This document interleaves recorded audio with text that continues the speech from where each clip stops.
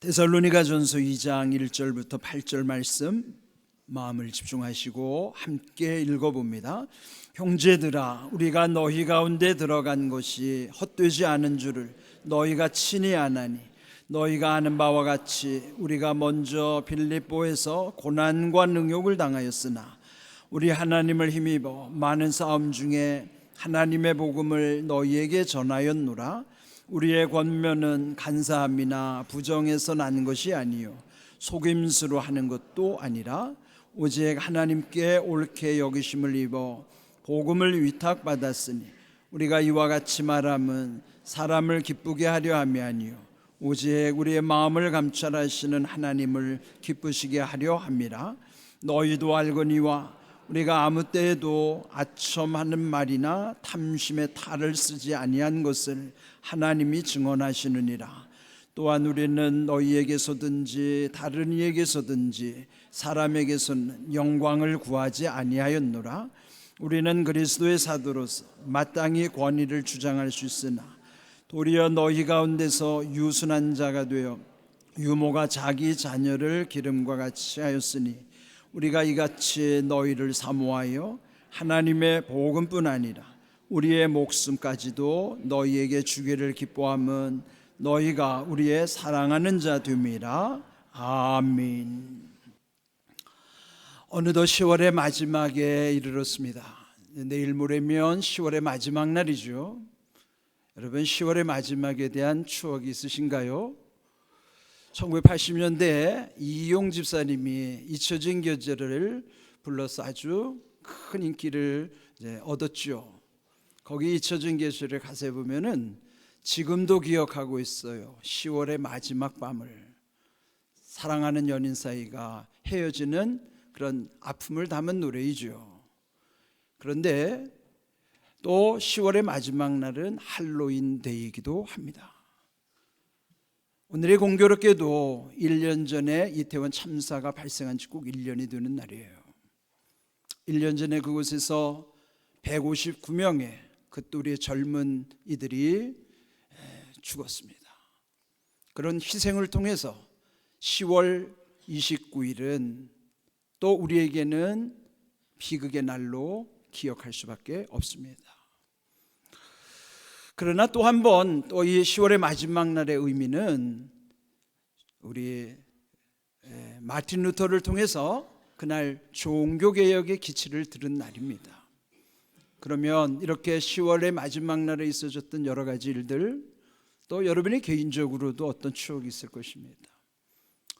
모든 우리의 지난 역사들은 사라지는 것이 아니라 끊임없이 우리의 기억의 공간 속에 저장이 됩니다. 그리고 필요에 따라서 소환이 되어서 또 다른 어떤 또 우리의 마음이나 우리의 삶에 영향을 미치기도 하는 것이죠. 오늘은 10월의 마지막 주일입니다. 이 10월의 마지막 주일은 특별히 우리 기독교계에서 지키는 종교개혁 주일입니다. 지금으로부터 506년 전 1517년 10월 31일 마틴 루터는 당시 그 로마 가톨릭의 부패와 또 성직자들의 타락 이런 것을 고발하면서 독일 비텐베르크 대학 성당 정문에 95개의 반박문을 게시하게 됩니다. 그로 인하여 종교개혁의 도화선이 되는 것이죠. 물론 그 마르틴 루터가 종교개혁을 처음 시작한 건 아닙니다. 이미 그에 앞서서 영국에서는 위클리프가 또 체코에서는 또 얀 후스가 종교개혁의 기치를 들었었고요. 또 동시대에 마르틴 루터는 독일에서 그리고 또 불란서에서는 장로교를 창시한 칼빈이 그리고 스위스에서는 쯔빙글리가 그렇게 도처에서 종교개혁자들이 나름대로 개혁의 운동을 열심히 하고 있었습니다. 그런데 어떻게 이 마르틴 루터에 의해서 이 종교개혁의 도화선이 됐는가? 그러면은 이 종교개혁의 원리를 그의 삶 속에서 돌아봐야 됩니다. 종교개혁자들이 외쳤던 것은요, 성경으로 돌아가자라고 하는 거예요. Back to the Bible. 그 까닭은 그때까지만 해도 성경은 자기 나라 말로 읽을 수가 없습니다.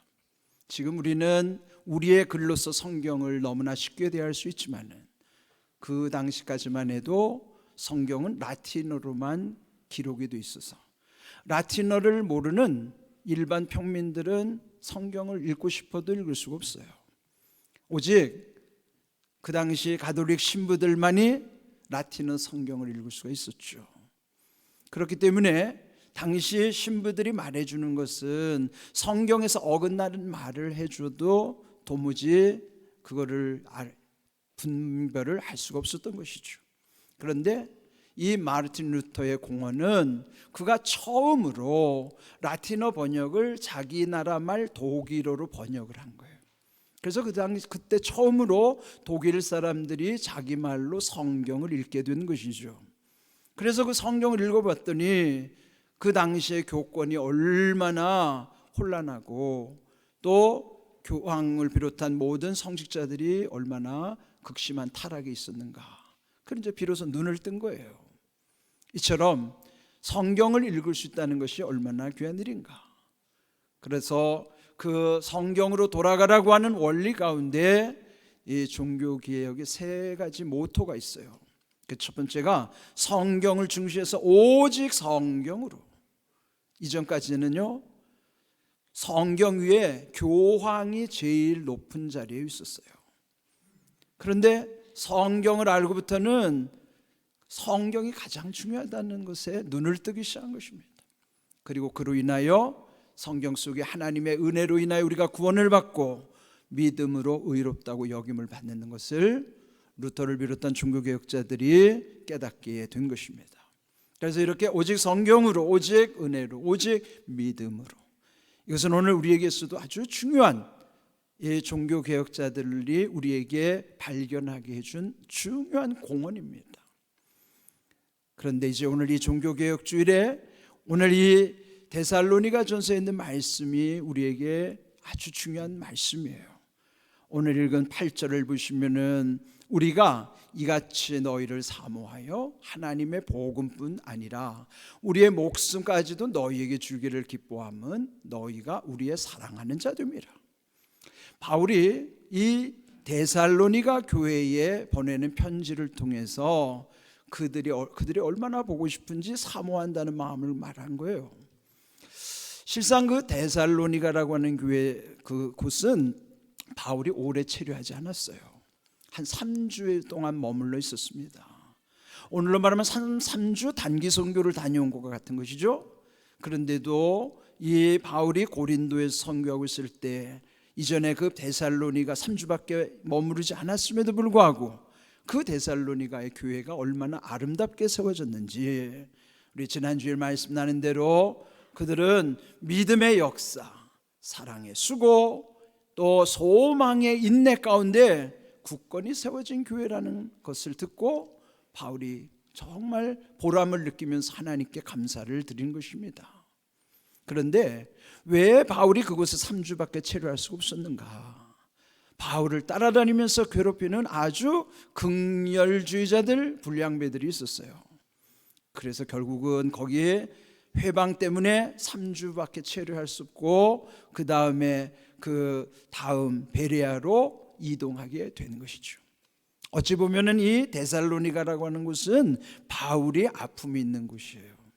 그럼에도 거기에 주님이 함께 하시니까 그 교회가 얼마나 귀하게 세워지는가. 그러면서 이 데살로니가 오늘 읽은 말씀에 그 편지글 가운데 그들을 사모하는데 하나님의 복음뿐만 아니라 목숨까지도 너희에게 주는 것을 나는 기뻐한다. 그 까닭은 너희가 우리의 사랑하는 자가 되기 때문이라 하는 것이죠. 그렇다면 바울이 여기서 복음뿐 아니라 목숨까지도 내어놓는 데 기뻐할 수 있다는 것이 사람의 감정이나 의지대로 될까요? 그렇지 않아요. 이렇게 하신 분은 예수 그리스도시죠. 예수님은 천국의 복음을 우리에게 일러주실 뿐만 아니라 당신의 목숨까지도 십자가에 내어주셔서 우리가 그 십자가 사랑과 은혜 가운데 죄 용서함을 받고 구원을 얻게 된 것이죠. 그런데 바울도 그 예수님처럼 복음을 전하는데 목숨까지도 내어놓는데 기뻐한다고 하는 것, 이것은 바울이 일시적인 감정이나 자기 의지대로 할 수 있는 것이 아니에요. 그렇다면 바울이 이렇게 예수님과 같이 그도 복음을 전하는데 목숨까지도 기쁘게 내어놓을 수 있다고 고백한 게 뭘까요? 그 까닭은 그가 예수님을 철저히 본받는 믿음이 있었기 때문에 믿음으로 가능한 것이죠. 감정이나 의지로 할 수 있는 것이 아니라 믿음으로만이 할 수 있는 것입니다. 그가 예수님을 어떻게 철저히 본받았는가? 대표적으로 고린도전서 11장 1절에 이렇게 표현을 하고 있습니다. 내가 그리스도를 본받는 자 된 것 같이 너희는 나를 본받는 자가 되라. 그렇다면 바울이 예수님을 본받는데 예수님은 원본이죠. 그분의 본이 원본이시고 본받는 바울은 모본이 되는 거예요. 한문으로 모자가 본받을 모자예요. 본뜰 모자. 마치 여러분이 중요한 서류 원본이 있으면은 그 원본을 복사기에 올려놓고 그를 이제 출력을 하잖아요. 그러면은 그거를 모본이라고도 하지만 사본이라고도 해요. 그러면 원본과 사본은 내용이 다를 수가 없어요. 내용은 똑같아야지 되는 거예요. 원본을 복사한 모본, 사본은 내용이 똑같은 거예요. 그와 같이 이 바울은 예수님을 전적으로 내용적으로 본받는 것이죠. 그렇다면 바울이 믿음 가운데 그리할 수 있었던 것처럼 우리도 예수님을 본받는 자가 될 때에는 우리의 믿음 가운데도 이런 은혜가 임하게 되는 것이죠. 오늘 우리의 감정이나 의지로 될 수 있는 문제가 아니라 바울처럼 전적으로 그의 믿음 가운데 그 믿음이 하나님이 할 수 있도록 하실 때만이 할 수 있는 것이죠. 원본이신 그리스도를 본받은 모범이 된 이 바울은 또 바울을 본받고자 하는 사람들을 통해서 그가 모본으로서는 원본이신 예수님께로 향하게 하는 거예요. 그다음 오늘 우리도 마찬가지죠.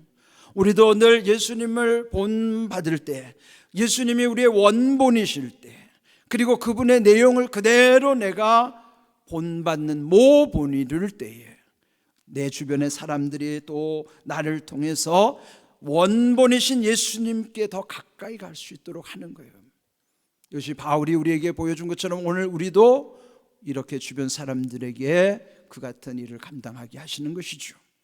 그런데 이렇게 그리스도를 철저히 본받는 바울이 오늘 본문을 통해서 세 가지 사항을 강조합니다. 첫 번째 4절을 보시면은 오직 하나님께 옳게 여기심을 입어 복음을 위탁받았으니 우리가 이와 같이 말하면 사람을 기쁘게 하려 함이 아니요 오직 우리의 마음을 감찰하신 하나님을 기쁘시게 하려 함이라. 되게 우리는 친한 사람들, 보이는 사람들에게는 환심을 사려고 그러고 기쁨을 주려고 하기도 하죠. 그런데 바울은 철저하게 사람을 기쁘게 하는 것이 아니라 그의 목적은 하나님을 기쁘시게 하는 것이 그 삶의 목적인 거예요. 그럼 그가 고백하는 하나님이 어떤 하나님일까요? 마음을 감찰하시는 하나님이에요. 근데 여기 왜 마음을 감찰하시는 하나님을 기쁘시게 하라고 표현을 했을까? 저는 묵상 가운데 깨달아진 거예요. 그는 마음은 우리는 서로 몰라요. 우리 흔히 말하는 대로 10길 물속 알아도 1길 사람 속 모른다고 그러듯이 가족 간에 부부 간에도 또 내 아이는 내가 낳았어도 그 속을 모르는 거예요. 그런데 오직 마음을 감찰하시는 이는 하나님밖에 없습니다. 감찰이라는 건요 살피고 또 살핀다는 뜻이지만은 더 구체적으로 보면 관통한다는 거예요. 마치 엑스레이로 투과해가지고 이 속에 있는 모든 것들을 다 헤아리는 것처럼 하나님은 우리의 마음을 다 꿰뚫어 보시는 거예요. 여러분 엑스레이 찍는다고 해서 위에 이 속은 찍을 수 있을지 몰라도 마음은 엑스레이로 찍을 수 없잖아요. 하나님은 그 마음까지도 다 꿰뚫어 보시는 거예요. 그런데 왜 하나님을 기쁘시게 한다고 그랬을까요? 대개 우리가 누구를 기쁘게 한다 그러면 뭐 그 사람을 위해서 뭔가를 해줘야만 기뻐할 것처럼 느껴요. 그런데 여기서 하나님은 마음을 통해서 기뻐하시는 거예요. 우리가 이따금 뭔가 마음 없이도 누군가에게 해줄 수 있어요. 그런데 마음 없이 하는 걸 알면은 서운한 마음이 들고 감동도 없어요. 그렇지만은 어릴 적에 아이들을 키울 때 보면은 아무것도 아닌 것인데도 그 아이가 그 사랑하는 마음을 알면 감동이 드는 것이죠. 하나님이 우리에게 뭘 원하시겠어요? 우리의 마음에서부터 마음을 딱 꿰뚫어 보시면 마음이 벌써 하나님을 기쁘시게 하는 모습이 있는 거예요. 여러분, 우리가 하나님을 위해서 뭘 엄청나게 거창한 걸 해서 하나님이 기뻐하신다고 착각하면 안 돼요. 하나님 우리의 마음을 보고 기뻐하시는 거예요. 마음을 감찰하시는 하나님을 기쁘시게 하는 그 믿음. 그럼 우리는 먼저 마음을 보시는 하나님이 우리의 마음을 보실 때 기뻐하시도록, 그리고 이것이 뭔가를 우리의 수단으로 삼는 것이 아니라 우리의 순수한 삶의 목적이 될 때에 하나님을 기쁘시게 하는 삶 자체가 내게 삶의 목적이 되는 거예요. 그걸 하나님이 기뻐하시는 거예요.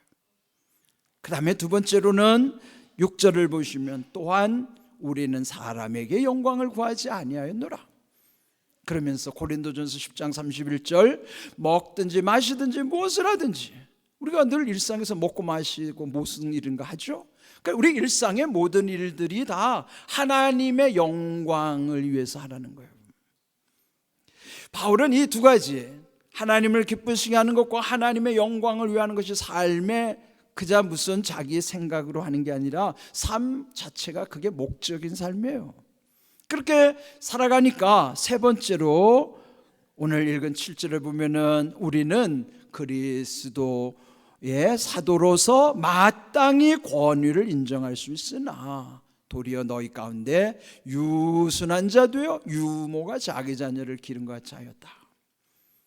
여기 세 번째로 강조하는 것은 유순한 자가 되었음을 고백하는 거예요. 유순한 자가 뭐죠? 온유하고 좋은 사람을 표현한 거예요. 아주 유순해 보이는 거예요. 그의 반대로 어떤 말일까요? 표독스럽고 아주 독하게 보이는 것이죠. 여러분이 성도는요, 누가 보더라도 유순한 자로 보여야 돼요. 그는 바울이 의도적으로 자기를 꾸며서 드는 것이 아닌 것처럼 그 까닭은 하나님을 기쁘시게 하고 하나님의 영광을 위하여 살아가는 목적이 있는 사람에게는 우리의 삶 자체가 유순한 자 되게 하시는 거예요. 그러니까 여러분도 주변에서 어떤 힘든 일 있으면 그 사람을 만나고 싶고 기도라도 부탁을 하고 싶고 그래야 하잖아요. 그러니까 유순한 자일 때 가능하죠. 이것이 우리가 유순한 자 되는 것이 우리의 어떤 목표가 되는 것이 아니라 하나님을 기쁘시게 하고 하나님의 영광을 위해 사는 자에게 주시는 은혜입니다. 유순한 자로서. 또 하나 여기 강조하는 것은 마치 유모가 자기 자녀를 기르는 것 같이 데살로니가 성도들을 대한다는 거예요. 유모는요, 자기 자식이 아닌 남의 자식에게 젖을 물릴 수도 있겠죠. 근데 여기서는 남의 자식이 아니라 자기 자식을 키우는 것 같다는. 유모가 남의 자식 젖 먹이는 거하고 내 자식 젖 먹이는 게 마음이 같을 리가 없어요. 그리고 가장 순수한 마음은 어머니 마음이죠. 바울이 그렇게 순수한 마음 가지고 그 데살로니가 성도들을 대한다는 것이죠. 이것은 우리가 하나님과의 관계에 있어서 진실할 때 이와 같이 모든 일이 이루어질 수 있음을 말씀해 주시는 내용이에요. 그런데 오늘 여기 3절에 보면요, 세상엔, 이 악한 세상에 나타나는 현상들은 그와는 너무나 거리가 먼 모습입니다. 여기 바울이 그 복음을 전하고 권면하는 것은 세상의 이치로 보는 어떤 간사함이나 부정함이나 속임수로 하는 것이 아니라는 거예요. 그 까닭은 세상의 모든 대부분의 흐름은요, 이 세 가지가 그 속에 들어있다는 거예요. 여기 간사함이라는 영어로 error, 오류가 나타나는 거예요. 잘하려고 해도 오류가 나타날 수 있죠.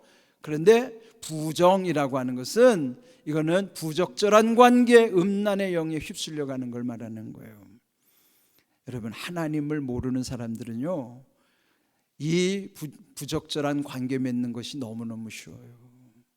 그래서 요즘에도 가끔 보면 어떤 무슨 등산동호회라든지 옛 동창회에서 보면요, 자기들끼리 눈이 맞아가지고 부적절한 관계를 유지하는 사람들이 또 뭐 많은지 없는지 모르지만 있는 것 같아요. 그런데 제가 묵상하면서 느낀 거는 하나님을 모르고 하나님을 두려워하지 않는 사람들은요, 그걸 당연시 여기는 거예요. 마치 깨달음이 없으면 짐승처럼 살듯이, 짐승이 본능에 따라 살면 그냥 아무렇게나 짝짓게 하듯이, 그렇게 너무나 쉽게 그런 부정한 일을 저지를 수밖에 없는 거예요.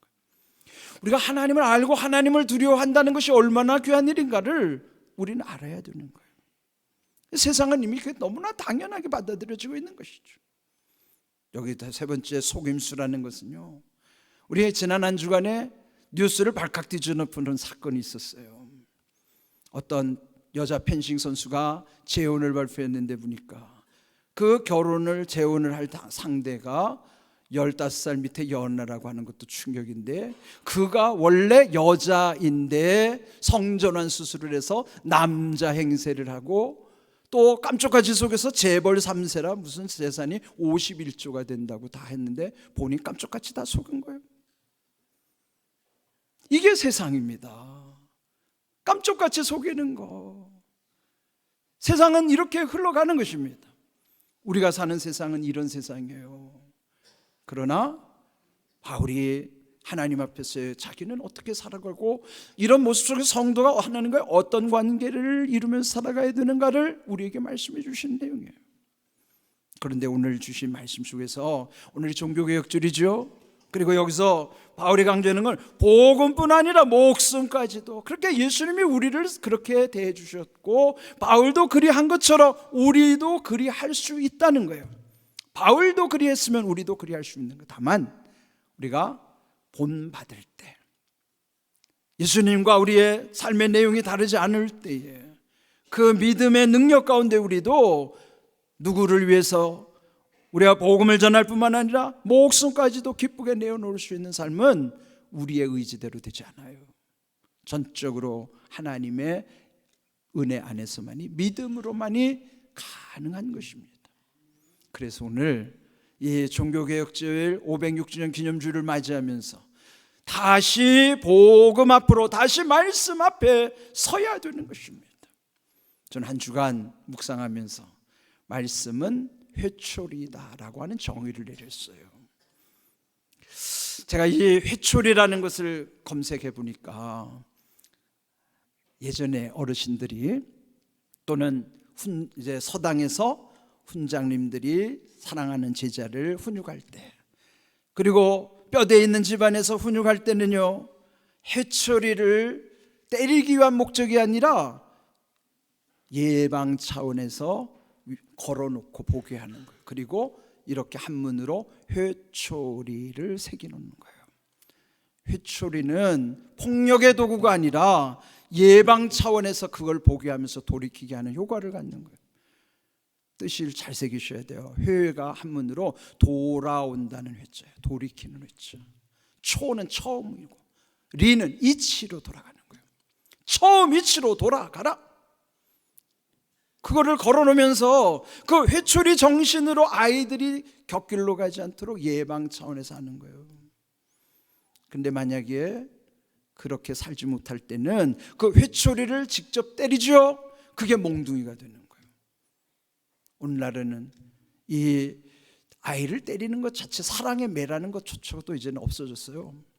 아예 그 자체를 폭력으로 규정했기 때문에 학교에서나 집에서나 아이들을 때리면 다 법에 저촉이 됩니다.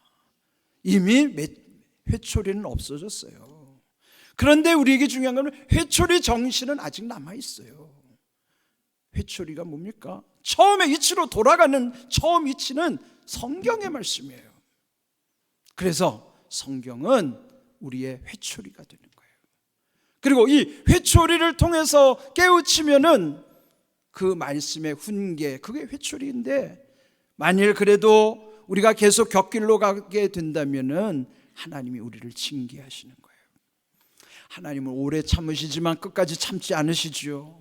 우리를 때려서라도 사랑을 깨우쳐 주시고 싶은 것이 아버지의 마음이에요. 그렇다면 말씀을 통해서 깨닫게 해주실 때 깨달으면 지혜로운 사람이죠. 그래도 깨닫지 못하고 계속 곁길로 가다가는요, 주님이 그 다음에는 몸을 통해서 깨닫게 하시는 거예요. 그게 징계입니다.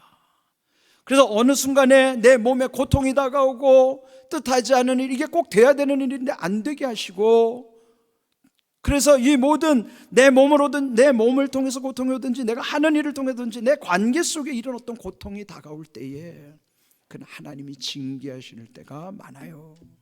왜 그럴까요? 말씀의 회초리를 통해서 깨닫지를 못하니까 그 다음에 몽둥이를 내시는 거예요. 그래서 우리 자신들이 날마다 말씀의 회초리, 초리로 돌아오게 하는 그 말씀을 통해서 깨닫는 지혜가 있어야 되는 거예요.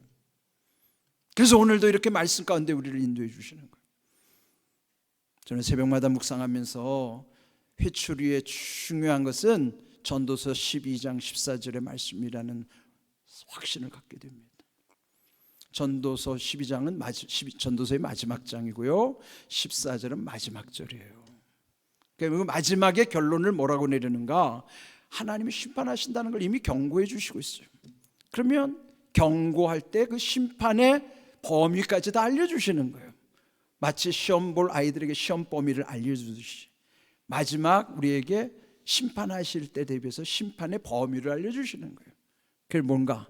두 가지입니다. 첫째, 하나님은 모든 행위, 두 번째는 모든 은밀한 일을 선악간에 심판하신다는 사실이에요. 모든 행위가 뭐죠? 드러나는 게 모든 행위입니다. 행위는 드러나는 거예요. 그러면 은밀한 일은 뭘까요? 숨겨놓은 죄예요. 숨겨놓은 죄는 하나님이 다 알고 계시는 죄인데 어리석게도 그걸 숨기는 거예요. 또 지난 한 주간에도 연예계에도 보니까요, 유명한 사람들이 마약을 한 것이 들통이 나가지고 그 사람들이 그동안에 평생을 쌓아올린 공든탑이 다 무너지는 거죠. 왜 그랬을까요? 만일 그들이 하나님을 속일 수 없고 하나님은 은밀한 것까지 다 보신다고 생각하면, 하나님을 두려워하는 사람이라면 그렇게 은밀한 일을 저지를 수 있을까요? 그렇지 않습니다. 그래서 우리 안에 여전히 하나님 앞에 묻어놓은 죄가 있다고 하면, 은밀한 죄, 숨겨놓은 죄가 있다고 그러면 그 여러분 해결하셔야 돼요. 그거 해결하지 않으면 나중에 다 심판받습니다. 그리고 사는 동안에도 평안이 없어요. 죄의 문제가 해결되지 않으면요, 평안도 기쁨도 없습니다. 그래서 반드시 죄의 문제는 해결이 돼야 돼요. 그래서 저는 이 말씀을 매일 새벽마다 이 말씀 묵상하는 거예요. 왜요? 하나님의 회초리로 삼는 거예요. 내 마지막에 하나님 심판하신다는 사실을 알고 내가 겉으로 드러나는 행위뿐만 아니라 은밀한 것까지도 하나님이 다 보시는데 은밀한 일을 만들 필요가 없죠. 말씀이 깨달아지면 남을 속일 일이 없어져요. 하나님만 두려워하시는 사람은 하나님 외에 다른 게 두려울 일이 없어요. 그런데 하나님을 두려워하지 않는 사람들은 이렇게 숨기는 일도 할 수 있지만 온갖 부정한 것들이 이렇게 마지막에 드러날 수밖에 없습니다. 왜 복음인가? 복음은 예수 그리스도 그분 자체잖아요. 그래서 히브리서 10장 22절을 보면요, 참마음과 온전한 믿음으로 하나님께 나아가자. 그렇게. 참마음이 뭡니까? 속이지 않는 마음이에요. 그 참마음만이 온전한 믿음으로 갈 수 있기 때문에 우리가 주님 앞에 올 때 참마음과 온전한 믿음으로 하나님께 나오라고 하는 거예요. 하나님 마음을 감찰하시는 주님이 오늘 이렇게 예배 자리에 온 여러분들, 저는 여러분이 어떤 마음으로 예배 드린지 몰라요. 그러나 하나님은 다 꿰뚫어 보시기 때문에 지금도 하나님은 누군가를 생각하면서 기뻐하실 거예요. 그 마음의 중심에서 하나님이 기뻐하는 사람이 있는가 하면 그렇지 않은 사람들도 있을 겁니다. 우리는 하나님을 속일 수가 없어요. 그래서 참마음과 온전한 믿음으로 하나님께 나오는 자만이, 히브리서 12장 2절 말씀, 믿음의 주요 또 온전하게 하시는 그 예수님을 바라보자, 그렇게 고면하는 거예요. 믿음의 주, 온전하게 하시는 예수님. 만일 우리의 믿음으로, 우리의 믿음도 그다음에 온전하게 하는 것도, 그게 다 예수님 바라볼 때만이에요. 예수님을 바라보라고 하는 거예요. 반대말이 뭐예요? 등지는 거예요. 예수님을 등지는 거라고요. 예수님 왜 바라봐야 될까요? 예수님을 바라보면은 속일 수가 없죠. 그러나 예수님을 등지면 우리는 온갖, 예수님 보이지 않으니까, 그래서 우리는 온갖 거짓을 행할 수가 있는 거예요. 믿지 않는 사람보다도 더 악하게 살아갈 수도 있는 거예요. 예수님을 등지면 소망이 없는 거예요. 그래서 우리는 늘 믿음의 주, 온전케 하시는 이 예수님 바라봐야만 그 예수님을 통해서 우리의 믿음도 온전해져 가는 것입니다. 그래서 결국 오늘 다시 복음 앞에 서야 되고요. 506년 전에 루터를 비롯한 그 시대의 종교개혁자들을 통해 우리에게 깨우쳐 주시는 이 말씀은 옛날에만 통용되는 것이 아니라 오늘도 여전히 우리가 붙잡아야 되는 말씀이에요. 한번 따라해 볼까요? 말씀은 회초리다. 여러분이 말씀을 회초리로 삼으셔야 돼요. 말씀이 몽둥이가 아닙니다. 말씀은 돌아가게 하는 회초리란 말이에요. 그걸 깨닫지 못하면 몽둥이가 되는 거예요. 심판에 이를 수밖에 없는 거예요. 이렇게 친절하게 말씀을 통해서 우리에게 장차 있어질 일들을 다 말씀해 주셨으니 이것을 우리가 온전히 깨닫고 살아간다 그러면은 우리의 삶이 얼마나 거룩해지겠습니까? 온전해지겠습니까? 여러분, 말씀을 붙잡으시고 늘 결론은 말씀대로 이루시는 은혜와 복 체험하고 간증하고 누리는 삶이 되기를 주님의 이름으로 축복합니다. 아멘.